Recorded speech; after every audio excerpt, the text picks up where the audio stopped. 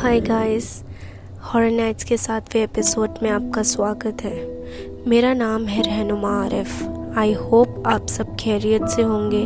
जी, मैं बिल्कुल खैरियत से हूँ। मैंने हमेशा सुना है जब आप नए शहर में कोई घर लो या रेंट पे कोई अपार्टमेंट लो या कोई जगह आपको सस्ते में मिल रही हो तो उसका आप 10 बार बैकग्राउंड चेक कर लें। क्या पता मे बी वो घर, वो जगह, वो अपार्टमेंट हॉन्टेड हो। वैसे ही आज की कहानी मेरी आंट की है जब वो अपने हस्बैंड और छोटी बेटियों के साथ इंडिया से अफ्रीका के एक छोटे से शहर में शिफ्ट हुए और वहाँ उन्हें एक बड़ा सा बंगलो सस्ते में मिल गया और विदाउट बैकग्राउंड चेक किए वो वहाँ अपनी फैमिली के साथ शिफ्ट हो गए। उसके कॉन्सिक्वेंसेस क्या क्या हुए वो हम आगे की कहानी में सुनेंगे। आए बढ़ते हैं हमारी आगे की कहानी की तरफ।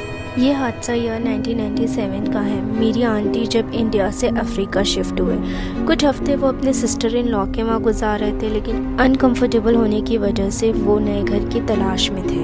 मेरे अंकल का काम सिटी से 2 आवर्स की दूरी पे हुआ करता था, इसीलिए वक्त न होने के कारण वो जब घर देखने जाते तो ज़्यादा कभी डिटेलिंग नहीं कर पाते थे। और मेरे अंकल का ये भी मानना था कि भूत प्रेत जिन्नात जिन से बड़ी ज़ात सिर्फ अल्लाह की होती है, उससे बड़ी ज़ात कोई और नहीं होती। और अचानक एक दिन उन्हें एक बड़ा सा बंगलो नज़र आया जो कि काफ़ी बड़ा था और सस्ता भी था।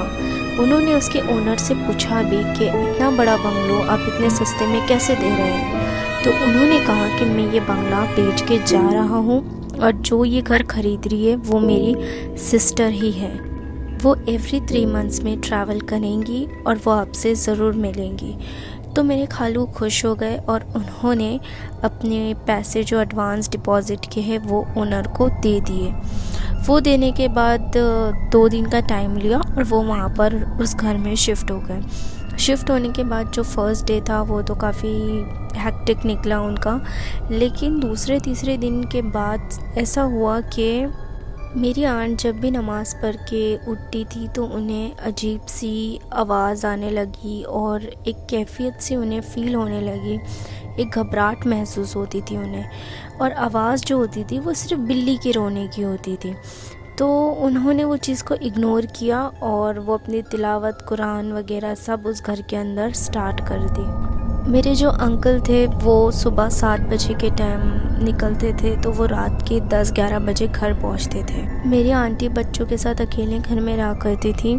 कुछ दिन तो काफ़ी अच्छे सुकून से निकले, लेकिन एक रात ऐसा हुआ कि शाम का वक्त था, कुछ 8-9 बज रहे हो गए और वो बच्चों के लिए किचन में गई कुछ बनाने के लिए। तो वो देखती है कि एक इंसान नुमा चीज़ जो ना ही इंसान थी ना ही जानवर थी और शदीद जली हुई खड़ी होकर हंस रही थी। वो वहीं डर के वापस बेडरूम में गए क्योंकि उनके छोटे छोटे बच्चे थे और अपने बच्चों को लेके समेट के सहम के वो बैठ गई। और बैठने के बाद उन्होंने जितनी भी आयतें उन्हें आती थी उस वक्त आ रही थी उनके दिल में, उन्होंने पढ़ना शुरू करने के बाद ऐसा हुआ कि उनके जो घर की सारी चीज़ें थी वो शदीद हिलने लग गई।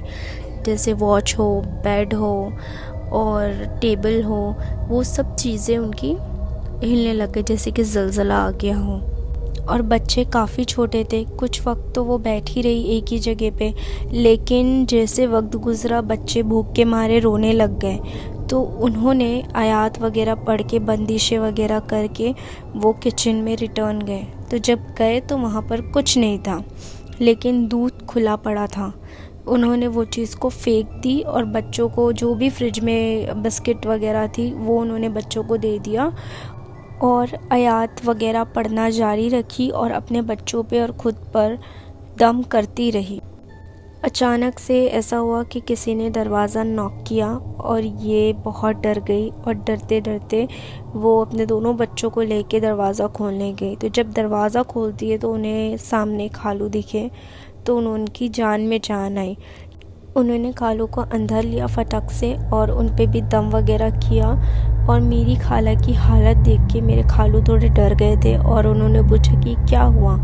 तो खाला ने सोचा कि क्या मैं अगर इन्हें बता दूँ तो ये मेरी बात पे यकीन करे, और अगर कर भी ले तो ये काफ़ी परेशान हो जाएंगे और इस रात में बच्चों को लेके हम कहाँ घूमेंगे। तो उन्होंने बस ये कह दिया कि मेरी आँख लग गई थी और उन्होंने कोई बुरा सपना देखा। ख्वाब देखने के दौरान वो डर गई और इस वजह से वो घबरा गई। खालू ने हंसकर कहा कि कोई बात नहीं, होता है, चलो हम डिनर करते हैं। साथ में वो लोग ने डिनर वगैरह किया और मेरी खाला नॉर्मल हो गई और वो लोग सो गए। मेरे खालू की रात के टाइम पे, कुछ तहज्जुद के टाइम पे उनकी आँख खुली। तो जब उनकी आँख खुली तो वो उठ के बैठे, वज़ू वगैरह किए। वज़ू करने के बाद वो नमाज़ अदा करके आके बेड पे बैठे थे। तो उनकी नज़र जाती कि खिड़की के पास कुछ इंसानुमा चीज़ खड़ी है, लेकिन उन्हें प्रॉपर दिख नहीं रही थी। वो कंफ्यूज्ड थे, इतनी रात को ऐसे कौन खिड़की पे खड़ा हो सकता है। उन्होंने उतर कर देखने की कोशिश की तो वो बताते हैं कि इतनी डरावनी चीज़ जो ऊपर से नीचे तक फुल नेकेड और चेहरा जिस्म जला हुआ, ना ही वो इंसान नुमा थी ना ही वो जानवर थी। वो एक ऐसी मखलूक थी जो उन्होंने अपनी पूरी ज़िंदगी में नहीं देखी थी। वो आज भी वो चीज़ उनके आँखों के सामने आती है जब वो ये चीज़ के बारे में ज़िक्र करते हैं किसी से। शदीद डरावनी चीज़ उन्होंने अपनी ज़िंदगी में देखी है और जब उन्होंने उसे देखी है तो जैसे उनके पैर किसी ने पकड़ लिए हो और एक तक वो उस चीज़ को देख ही रहे थे, वो हिल भी नहीं पा रहे थे उस जगह से। और जब वो उन्हें देखा तो उनके दिल में, वो नमाज़ पढ़ते सबसे पहली बात 5 वक्त की, और उनका एक ही मानना था कि खुदा से बड़ी ज़ात किसी की नहीं है बेशक। और उन्होंने वही टाइम आयात वगैरह, कलमात, दरूद शरीफ की व्रत करना स्टार्ट किया और पढ़ते गए और वो चीज़ इस कदर हंस रही थी, जैसे जैसे वो पढ़ रहे थे वो हंस रही थी। और वो डर गए कि उनके बच्चे बीवी ना उठ जाए और वो पलंग पे जाके बैठ गए और पढ़ के वो अपने पे, बच्चों पे दम करने लगे। जैसे ही उन्होंने दम करना स्टार्ट किया, वो कहते हैं कि उस चीज़ ने पूरे घर को ऐसा हिलाया कि पूरे घर में क्रैक आ गए और वो डर गए कि बच्चे ना उठ जाए करके। बस वो यही दुआ करते थे कि या अल्लाह बच्चे ना उठे मेरे, बीवी ना उठ जाए मेरी। और वो तहज्जुद से फजर का जो वो 2 घंटे का फ़ासला था, उन्हें 2 दिन का फ़ासला लग रहा था।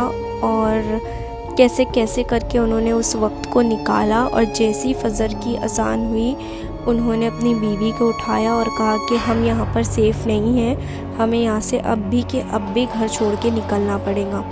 वो वहाँ से फ़ौरन घर छोड़ के अपनी ही सिस्टर के घर पे वापस चले गए। उन लोगों को वो सब चीज़ें बताई तो उन लोगों ने कहा कि आप लोग मज़ीद ये घर छोड़ के निकले थे, हमने तो कभी आपसे निकलने को कहा नहीं, आप लोग बहुत घाई में वो घर ले लिए थे, इस वजह से आप लोगों को इतनी तकलीफ़ें झेलनी पड़ी। उसके कुछ दिनों बाद उन्होंने कुछ चीज़ें ऐसी नोटिस की कि जब घर छोड़ के वो निकले तो उनकी वाइफ बीमार रहने लग गई, मेरी आंटी। और जो उनकी जो 2 नंबर की बेटी है, वो किसी से हंस के अजीब व गरीब बातें करती थी, अजीब व गरीब लैंग्वेजेस में बात करती थी, जो कि उससे कभी सिखाया भी रही है। कभी कभी वो हंसने लगती थी तो कभी कभी वो रोने लगती थी।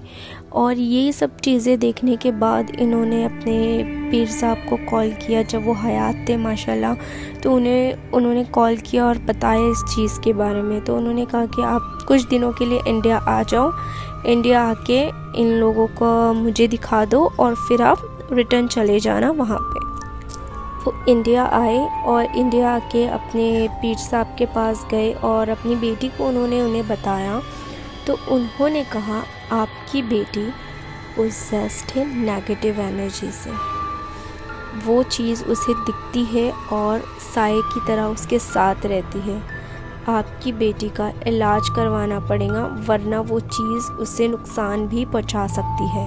मेरी आंटी और खालू काफ़ी डर गए थे। डरने के बाद उन लोग ने डिसाइड किया कि वो उसका पूरा इलाज कराएंगे और तभी वो वापस रिटर्न अफ्रीका जाएंगे, क्योंकि मेरे खालू का बिज़नेस वहाँ था। उन्होंने यहाँ से इंडिया से उस बच्ची का पूरा इलाज करवाया। इलाज करवाने के बाद वो पूरी बंदिश और पूरी सिक्योरिटी के साथ वापस अफ्रीका गए। जब उन्होंने दूसरा घर देखा तो बहुत पाबंदी के साथ बैकग्राउंड चेक किए और कुरान खानी करी और आलिम को देखकर इस्तिखारा भी किया।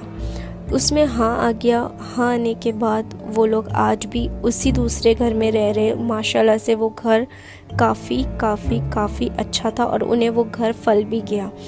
लेकिन जो उनकी सेकंड नंबर की बेटी है, मेरी कज़िन, वो अभी 18 इयर्स की है और आज भी उसके नियर बाय आसपास कोई भी नेगेटिव एनर्जी होती है, अल्लाह ने उसकी आँखों में ऐसी तासीर रखा है कि वो इस चीज़ को ईज़िली देख सकती है और उससे बात भी कर सकती है।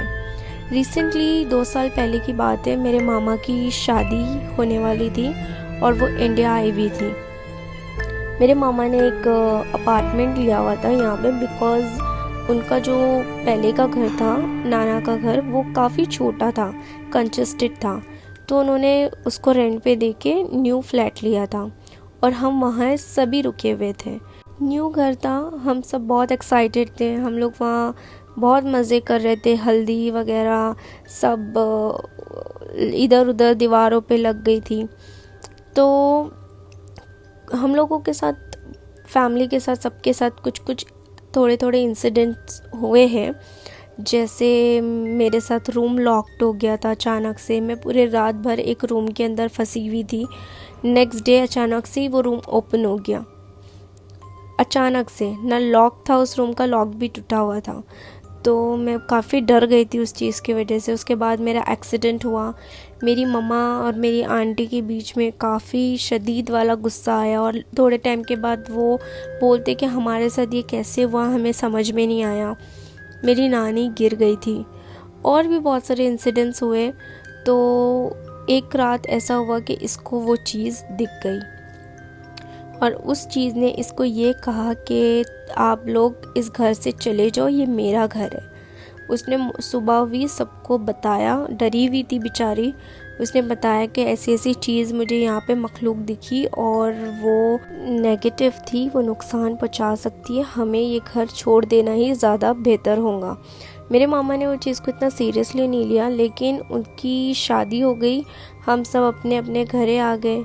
उसके बाद मेरी नानी को वो चीज़ दिखी। मेरी नानी ने मेरी मामी को ये कहा कि 10 बजे के बाद तुम अपने रूम से बाहर मत निकलो और नई नई शादी हुई है, रोज़ नहा धो के पाक साफ होके रहा करो।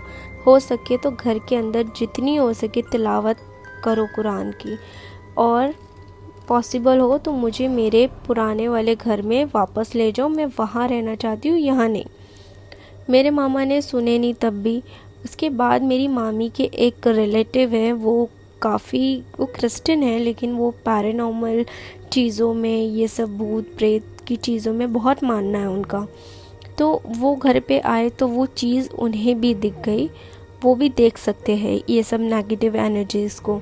उन्होंने भी सेम डिस्क्रिप्शन दिया जो कि मेरी वो सिस्टर ने दी थी जो पोजेस्ड थी बचपन में। उन्होंने भी सेम चीज़ कही जो उसने कहा।